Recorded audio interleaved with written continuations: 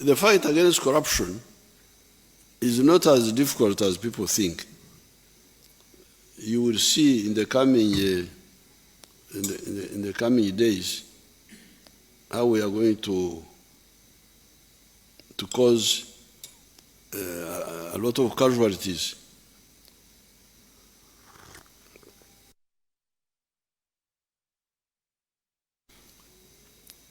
Some few months ago, I hear that the Minister of Finance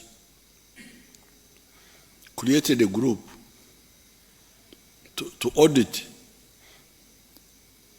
the employees, find out whether there are ghost employees. And within a short time, they have found a big number. Auditor General, I think the finance told Auditor General. Now, Auditor General, instead of giving the report to finance, went to Parliament. Now, this is not a political matter. So I'm going to write to CID to go for these people. Because this is not political. Committee of Parliament. Committee of Parliament is not CID. This is trying to divert now. Now you will see these people who they are not clever. The money is coming from a known source. I have sent you money to pay 20 people. Each one is being paid so much. You go and you pay 25. You create artificial people.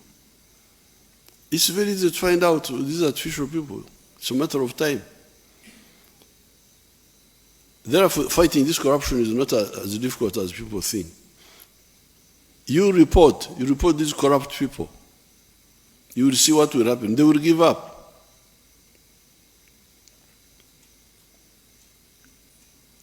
By the time we try to run out of space in Ruzira, people will have lost appetite for corruption. You keep tuned on this channel.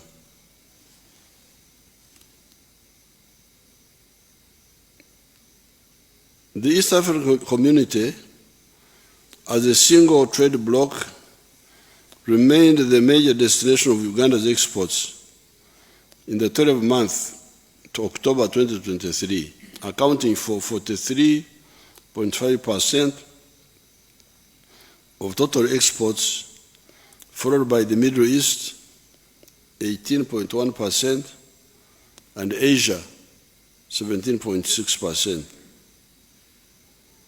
Within the EAC region, the top three destinations for Uganda's exports in the same period were Kenya, 31.5%, Democratic Republic of Congo, 24.6%, and South Sudan, 23.3%.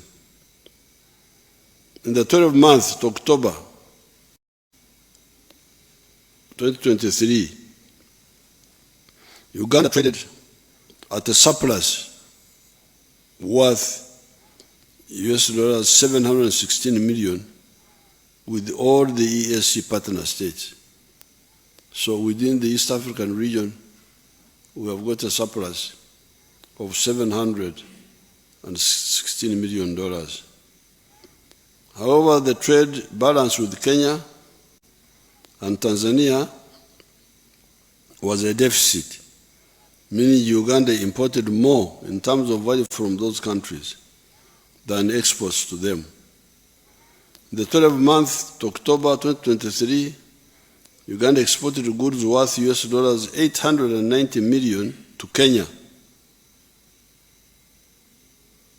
This is a big growth because in 1986-87, when we were having some issues with Museveni, Uganda was buying from Kenya goods worth $200 million that time. And Uganda was selling to Kenya goods worth $12 million. Now, we are talking of Uganda selling to Kenya $890 million.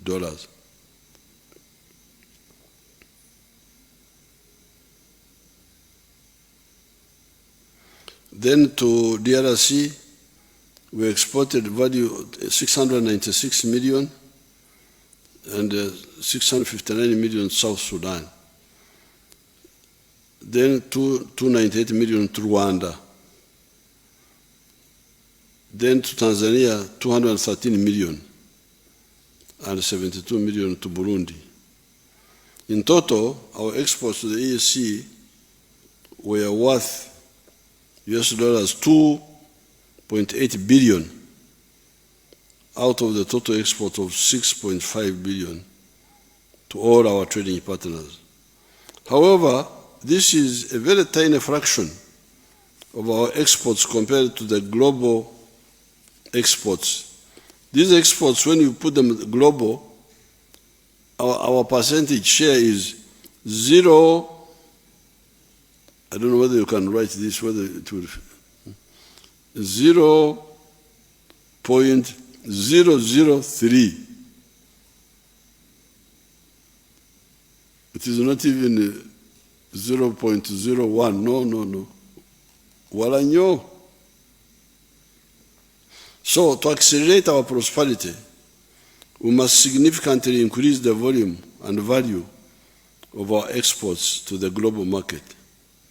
Through increased trade, our goal of transitioning from poverty to prosperity will be achieved much faster. In the same period, Uganda recorded a trade surplus with the European Union and COMESA of US dollars 113 million and US dollars 968 million. So, with the European Union, we exported more to them than they exported to us. And we had a surplus of 113 million with them. With COMESA, we're exporting to them more than we are buying from them. COMESA is the other bigger body. And the surplus is 967 million, respectively. Our exports to COMESA were worth 2.3 billion, to make the Chivaro simpler. And to the Middle East, it was 1.2 billion. And Asia, 1.14 billion. And the European Union, 860 million.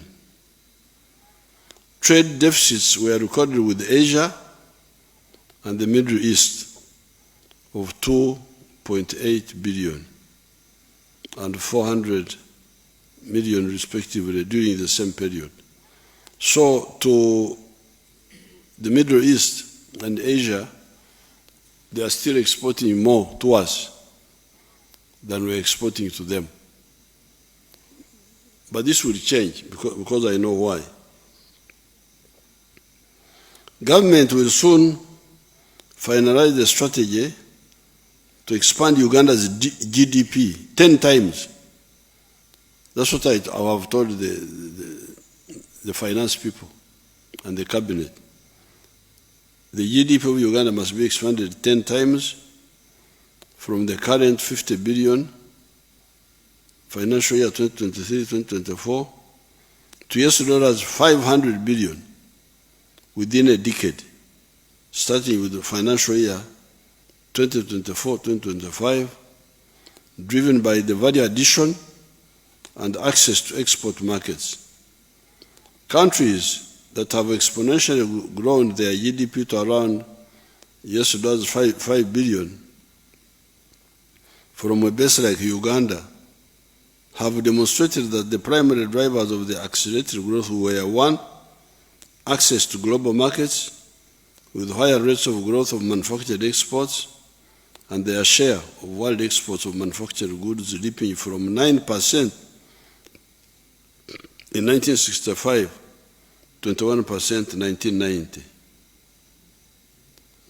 So this was one of the reasons. There are countries which were like us some 40 or 50 years ago, who are now where we want to go, $500 billion. I will mention them later. The reason they did that, first of all, was to being able to export to Abagaga. Abagaga, when you sell to the rich, it is, you grow more. Because they buy. Abavu bagula katono. So when you are still producing only for the abavu, then you have, like for instance, me, a milk producer, the Ugandans are not buying enough of my milk, because they still don't have money in their pocket. According to science, somebody should drink 210 liters of milk per year to keep the teeth in your mouth, make sure that the bones don't break. You need 210 liters of milk per year. But Ugandans, when we started, were drinking only 18 liters per person per year. Katibasi Mvudeko, they have now improved a bit. They are at 60 liters. Now, if Ugandans were drinking 210 liters, this business of saying that we have got too much milk, we need to export it, would not arise. We would actually be having a shortage. So the producing products for export to Abagaga, rich people, Jalonyo, is one stimulus for growth. Increased productivity across the strategic sectors. Specialization through skilled human capital that supported research and development, which helped to achieve competitive advantages. Okuteka science, of course, science. Because what we are doing, what has been doing now is mwani, coffee, and suju, pumpkins. They don't need much science. Even my people in Tungam are growing. And the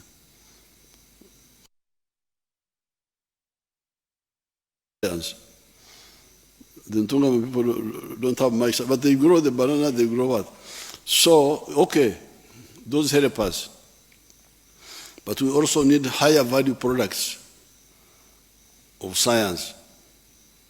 They will earn us more. Even from those raw materials. Like from milk now, there is a protein called casein, which we are selling to all over the place. So science adds more value. Prudent economic policies that harness the comparative advantages, peace and security that supported political stability, among others. These countries, which were like us about 50, 60 years ago, are South Korea, 46 years of growth at an average growth rate of 13%,